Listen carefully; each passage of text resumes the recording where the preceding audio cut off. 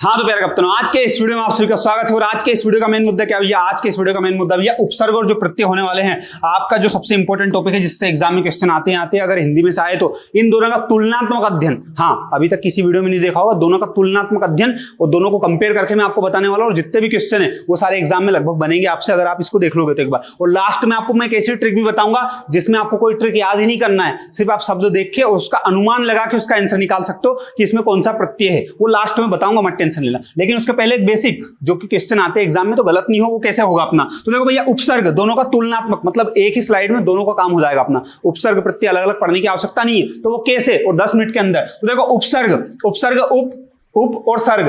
उप और सर्ग दो शब्दों से मिलकर बने, जिसका जो क्या है, जो एक संयोग है, ना कि संधि, ना कोई समास, ना कुछ, बस एक संयोग है। ये दोनों उप और सर्ग दोनों मिलके एक संयोग से मिले हुए हैं। आई बात समझ में? उप का अर्थ होता है सहायक और सर्ग का मतलब भाग या सृष्टि करना।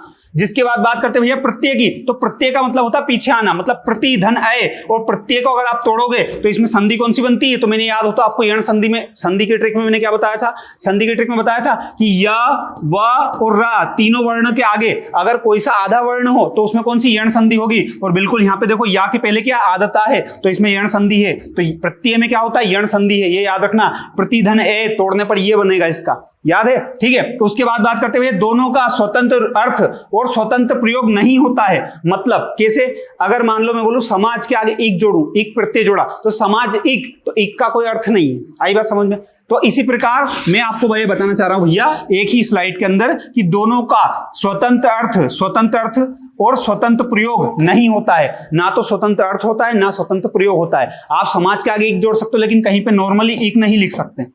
आई बात समझ में? आ जन्मा लिख सकते हो, लेकिन आ कहीं पे नॉर्मली आप नहीं लिख सकते। आ का मतलब आना हो जाता है फिर। आई बात समझ में? तो ना तो स्वतंत्र अर्थ होता है, ना स्वतंत्र प्रयोग होता है इनका। ये बिल्कुल फैक्ट है, एग्जाम में पूछा गया बहुत बार। उपसर्ग पूर्व में और प्रत्यय अंत में जुड़ते हैं। आपसे पूछते हैं उपसर्ग कहां जुड़ते हैं? शब्द के आगे जुड़ते हो। प्रत्यय कहां जुड़ते हैं? शब्द के पीछे जुड़ते हैं। ये बताऊंगा कैसे, अभी मत टेंशन लो उसका। उपसर्ग व प्रत्यय का प्रयोग के किसी विकारी शब्द के साथ किया जाता है। विकारी शब्द हमेशा उपसर्ग और प्रत्यय विकारी शब्द के साथ ही यूज होंगे। हमेशा एक विकारी शब्द, अविकारी शब्द के साथ कभी उपसर्ग प्रत्यय नहीं लगते हैं। ये याद रखना, ये शब्द बहुत इंपॉर्टेंट है। अगर गवर्नमेंट जॉब की तैयारी करो तो याद ही रख लेना। कैसे अभी बताऊंगा, मत रुक जाओ, तो थोड़ा सा रुक जाओ।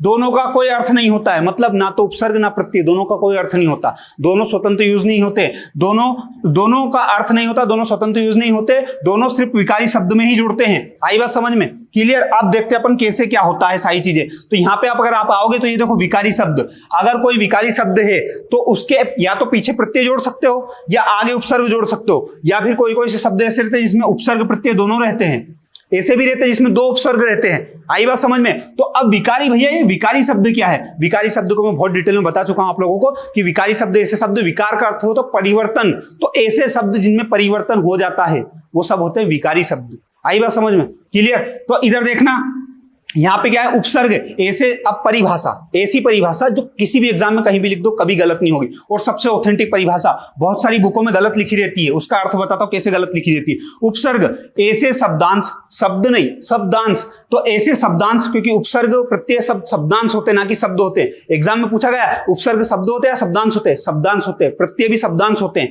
तो ऐसे शब्दांश जो शब्द के पूर्व में जुड़कर अर्थ को बदले नहीं, प्रभावित करे।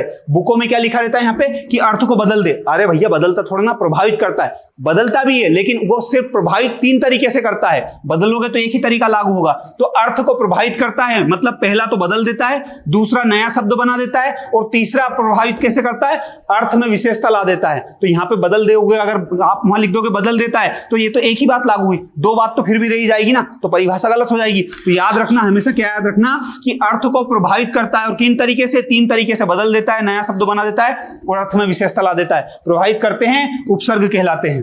सेम टू सेम परिभाषा किसकी? प्रत्यय की। बस सब अंतर क्या होगा? ऐसे शब्दांश जो शब्द के अंत में, यहां पे अंत में, और यहां शब्द के पूर्व में, ठीक है, यहाँ अंत में यहाँ पूर्व में जुड़ते हैं, ये देखो ये पूर्व में ये अंत में जुड़ा, ठीक है, तो वो क्या कहलाते हैं, और सेम टू सेम अर्थ को प्रभावित करते हैं, ये भी क्या करते हैं, बदल देते हैं, नया शब्द बना देते हैं, अर्थ में विशेषता ला देते हैं, बस ये प्रत्यय कहलाते हैं। तो ये उपसर्ग, ये प्रत्यय की परिभाषा, कोई माइकल अलग गलत कर दे तो उसको वहीं जाओ, वहीं धे कर देना, कहीं से कहीं तक कोई दिक्कत नहीं।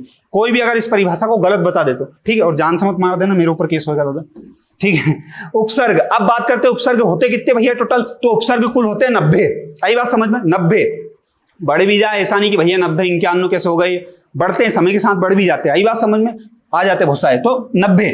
हिंदी में मुख्यतः तीन प्रकार के कितने उपसर्ग हैं, 3 प्रकार के, कैसे भैया, ये सिर्फ अध्ययन की सुविधा के लिए बांटे हैं। संस्कृत के उपसर्ग कितने, मूल 22 से ज्यादा आ गए हैं वैसे अब, लेकिन अपन ने एग्जामों के हिसाब से 22 ही याद करें अभी भी, तो इसलिए संस्कृत के मूल उपसर्ग कितने 22, जिनको तत्सम बोला जाता है। तत्सम, संस्कृत के शब्दों को तत्सम कहा जाता है। सम मतलब सेम टू सेम, सा से सम, सा से संस्कृत, सा से सम, सम संस्कृत। और हिंदी के उपसर्गों को तद्भव बोला जाता है, याद रखना, तद्भव हिंदी के उपसर्गों को और तत्सम संस्कृत के को। अगर भूल जाओ तो सा से सम, सम मतलब सेम टू सेम संस्कृत के जैसे, ठीक है, सा से संस्कृत, सा से सम टू सेम, ठीक है। अब यहाँ पे हिंदी के उपसर्ग कितने होते हैं भैया, 13 होते हैं, लेकिन आप एनसीईआरटी में देखने जाओगे तो ये 22 मिलेंगे। तो ये आपसे एग्जामिनर नहीं पूछता 13 होते कि 22 होते हैं, वो तो बस इनके अंदर की चीजें पूछता है, लेकिन ये आपकी संतुष्टि के लिए, शांति के लिए, उन्होंने हाँ भैया तुमने बता दिया, तो 13 भी होते, 22 भी होते हैं। एनसीईआरटी में 12, बुक में अगर देखोगे 13 मिलेंगे। अंग्रेजी और उर्दू के उपसर्ग भैया, तो अंग्रेजी और उर्दू किससे मिलकर बनती है, अंग्रेजी और उर्दू, तो उर्दू जो बनती है वो अरबी और फारसी से मिलकर बनती है। उर्दू में अरबी और फारसी दोनों के वर्ण आते हैं, और ये कुल मिला के 19 उपसर्ग होते हैं। एनसीईआरटी के अनुसार ये भी 22 ही है। आई बात समझ में, तो नोट एक बहुत भयंकर खतरनाक ट्रिक कि तालव्य सा मतलब सा सलजम वाला सा, और मूर्धन्य सा मतलब सा षटकोण वाला सा उपसर्गों में प्रयुक्त नहीं होते हैं। मतलब आपको उपसर्ग में ये वाला सा मिल सकता है, ये वाला सा, लेकिन कभी ऐसा नहीं मिलेगा, ऐसा सा नहीं मिलेगा, या फिर ऐसा सा नहीं मिलेगा। आई बात समझ में, तो जब भी कभी उपसर्ग के ऑप्शन में ये वाले सा आए तो पहले ही गलत कर देना। सही आंसर क्या होगा, ये होगा। ये एक ट्रिक है बेसिकली अगर देखा जाए तो, ठीक है, पहचानने की। अभी इसी और बताऊंगा, मत टेंशन लो, 2 मिनट बस सांस लो, पानी पियो, आगे बढ़ो, इतने सब बता दूंगा 2 मिनट में।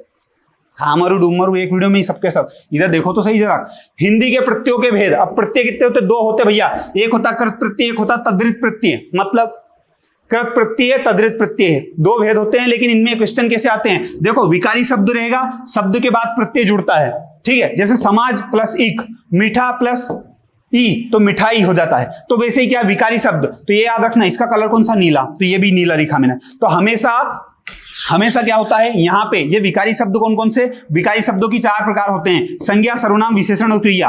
तो यहाँ पे विकारी शब्द पे कोई सा भी शब्द आ सकता है, संज्ञा आ सकता, सर्वनाम आ सकता, विशेषण आ सकता, क्रिया आ सकता, लेकिन उसके आगे जो प्रत्यय आएगा, आपसे एग्जामिनर ये पूछता कि ये प्रत्यय कृत है कि तद्धित प्रत्यय, ये पूछ लेता। अब आप कैसे पता करोगे कि वो कृत प्रत्यय तद्धित प्रत्यय, तो उसके लिए क्या करना पड़ेगा, आगे वाला शब्द पता करना पड़ेगा। कैसे, अब मैं बताता हूं आपको, देखो आगे मैं बताता हूं। यहां पे क्या है, यहां पे मैंने लिखा लिखाई, और एक लिखा पढ़ाई, और एक लिखा मिठाई, 3 एग्जांपल लिखे मैंने, ठीक है। अब देखो मिठाई में, मिठाई शब्द में प्रत्यय लगा है आई, ठीक है, और लिखाई शब्द में भी प्रत्यय लगा है आई। एक जगह ये आई क्या है, एक जगह आई है कृत प्रत्यय, और वहीं पे दूसरी जगह ये आई क्या था, तद्धित प्रत्यय। आई बात समझ, जबकि है दोनों आई, लेकिन एक जगह उसको कृत बोल रहे, एक जगह उसको तद्धित बोल रहे। भैया ऐसा भेदभाव क्यों यार, सीधा मुद्दा यह है कि इस स्लाइड में मैंने आपको जो बताया वो देखो, इसमें क्या बताया प्यारे बच्चों, इसमें यह बताया भैया कि जब यहाँ पे विकारी शब्द हमेशा क्रिया रहे, यहाँ पे विकारी शब्द अगर क्रिया रहे तो ये जो आगे वाला है वो कृत प्रत्यय कहलाएगा।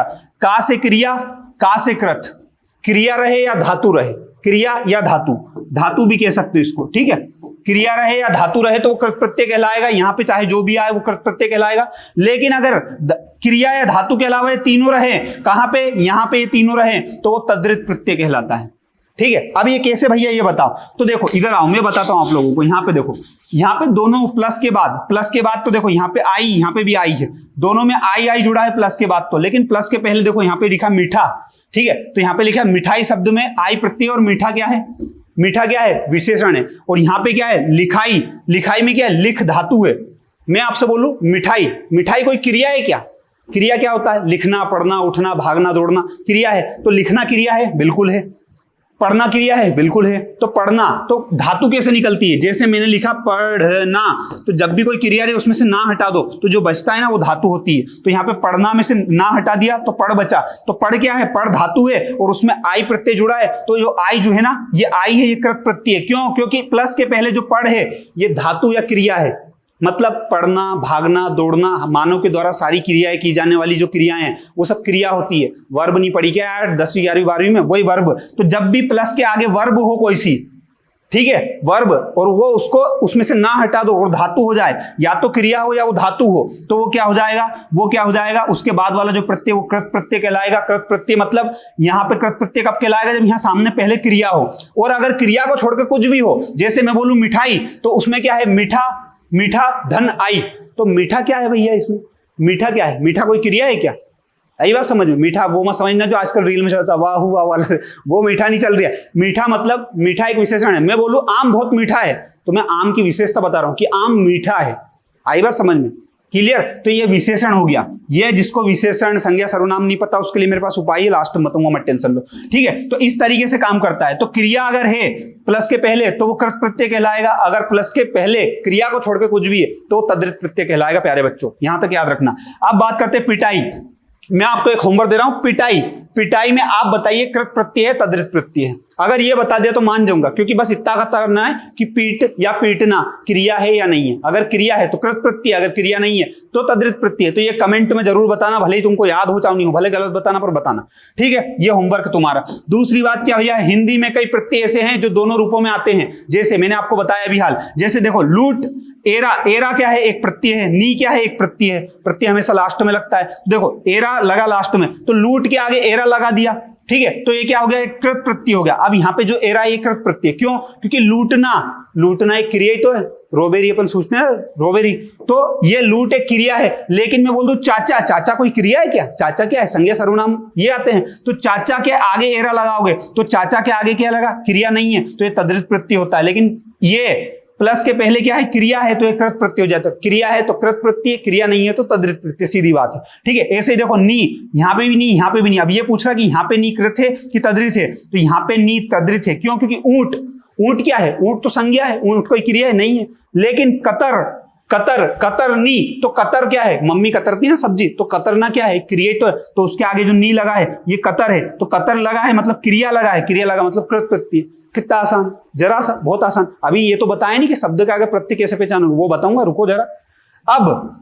अब एक विशेष नियम आता है, बहुत शानदार नियम बता रहा हूं मैं तुमको। ठीक है, एक ही नियम बता रहा हूं, ज्यादा नहीं बता रहा हूं, मत टेंशन लो। यदि किसी शब्द में या प्रत्यय जोड़ा जाता है, कोई सा भी शब्द है जिसमें आपने या प्रत्यय जोड़ दिया, जोड़ा जाता है, तो मूल शब्द अंतिम वर्ण आधा हो जाता है। मूल शब्द का अंतिम वर्ण। अब मूल शब्द कौन सा रहता है? आगे वाला, आगे वाला मूल शब्द रहता है। ठीक है, उसके बाद प्रत्यय जुड़ता है। तो किसी भी शब्द में या प्रत्यय जोड़ा तो मूल शब्द का जो वर्ण है, लास्ट वाला वर्ण, लास्ट वाला वर्ण, लास्ट वाला वर्ण, लास्ट वाला वर्ण, मतलब अंतिम वर्ण, मूल शब्द का अंतिम वर्ण जो है वो आधा हो जाता है। तो देखो जैसे यहां पे लिखा औचित्य, तो ये देखो ता दिख रहा, ता आधा होगा, या तो पूरा है लेकिन ता आधा हो गया। ईश्वर में देखो रा दिख रहा, रा की मात्रा ऐसे लगती है, आधी मात्रा होती है, आधा रा होता है। यहाँ पे भी देखो आधा रा हो गया, ये रा आधा रा हो गया। ये देखो का आधा का हो गया, एक हो गया। अब तुम्हारा दिमाग ये घूम रहा हो, भैया वो सब तो सही है यार, तुम सही कह रहे, पर यहाँ उचित था तो ऊ की जगह ओ कैसे हो गया? यही तो मेन मुद्दे की बात है, यही तो दिमाग उलझता व्यक्ति का। तो देखो विशेष नियम क्या है प्यारे बच्चों, कि समाज तो लिखा है, उसके आगे एक प्रत्यय जुड़ा है, तो ये सामाजिक हो गया। तो सा में आ की मात्रा नहीं थी यहाँ, लेकिन यहाँ में सा में आ की मात्रा आ गई। कैसे आ गई? यही तो कला है। ईश्वर, ईश्वर में ई था और जब इसमें या प्रत्यय जोड़ा तो ऐश्वर्य हो गया। क्या हो गया? ऐश्वर्य हो गया। ठीक है, तो ये रा आधा तो बन गया क्योंकि या प्रत्यय जुड़ा, वो तो समझ में आया, लेकिन ई की जगह ए क्यों हो गया? यहां पे देखो सुर और प्लस या, तो शौर्य हो गया। तो छोटा बड़ा ओ की मात्रा, ओ की मात्रा कैसे हो गई? औ की मात्रा कैसे हो गई? यही चीजें मैंने कहा बताई है, यही चीजें मैंने कोर्स के अंदर बताई। बेटा 10 मिनट के अंदर वो चीजें पॉसिबल नहीं बताना, नहीं तो जितनी चीज बतानी चाहता है मैंने पूरी बता दी। मैंने आपको या वाला प्रत्यय बता दिया, पर इसके लिए थोड़ा सा बेस बनाना पड़ता पहले, और वो बेस बनाने में काफी समय लगेगा, 10 मिनट में नहीं बता पाऊंगा।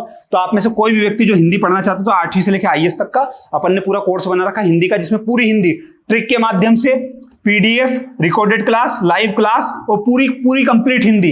गवर्नमेंट जॉब के हिसाब से तैयारी कर लो, भले कहीं से भी कोई भी गवर्नमेंट जॉब में बैठ जाना, कोई दिक्कत नहीं आएगी।